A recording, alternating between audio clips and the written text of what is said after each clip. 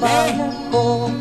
Nais kong ipamahagi ang mga kwento at mga pangyayari nagaganap sa Maliwanag! Yun! ako. Maliwanag! Kumusta?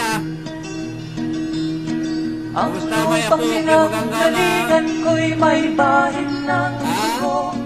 May mga lorong di makalipad na sahaw ng ginto.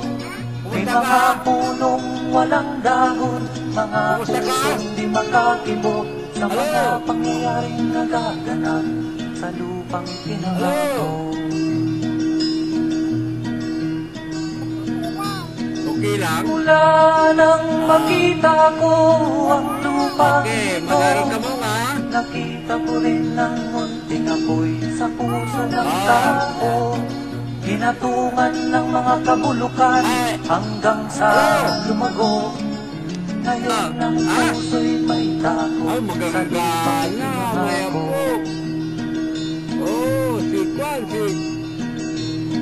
Lapit mga kaibigan at makinig kayo.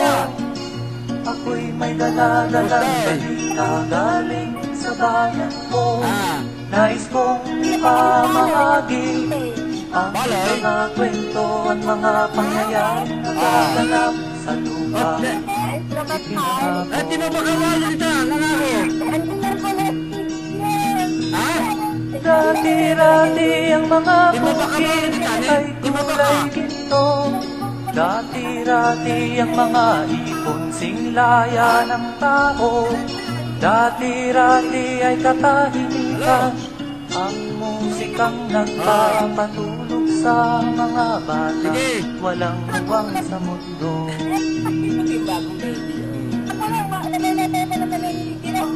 Ngayon ang lupang ipinangako ay nagsumama mo. Patakan ang lupa ang apoy sa kanyang puso. Dinggin niyo ang mga sigaw ng mga puso ng taong punyo. Ayan. Sige pa. Sige. Ayan.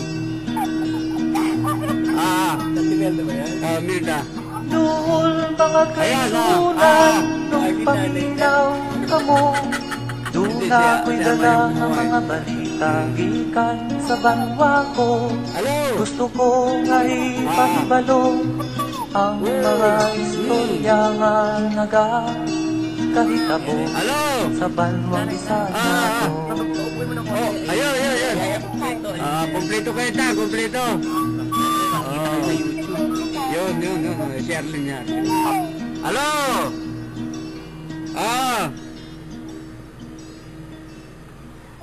Si Manugang, oh. Yan. Hello! Noong panahon siya'y hari, masiglang kanyang pagbati. Mahigpit ang hawak ng mga daliri, at ang lakad na may matuwid. Wala lang, singkag mo dyan.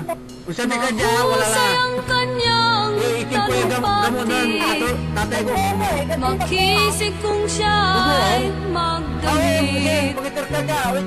Malalim ang kanyang pag-iisip, sige, makawin ka dyan. ay sa kanyang katitig. Ngunit ngayong siya'y pagod na, mahina na rin ang katawan. Nagmamasdan na lamang sa bintana, ang unti-unting pagdaloy ng ulan. At ang unang tanong sa umaga, kung ano ang kanyang nagawa sa paglipas ng 70 taon, nang siya'y malakas at bata pa. Si Lolo Se,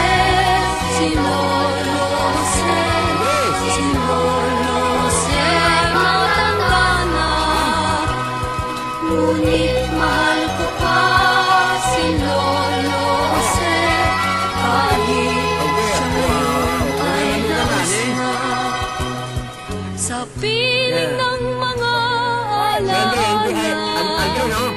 lagi na lamang Abong yun mo, ay. iisa. Abong yun, ha? Kahit sulyap Bago- walang bago mo yan, kung paro. maasahan. Babaw ka mo muna, yung Sa kantante. anak na di man siya mapagbigyan. Ah, At ang unang tanong sa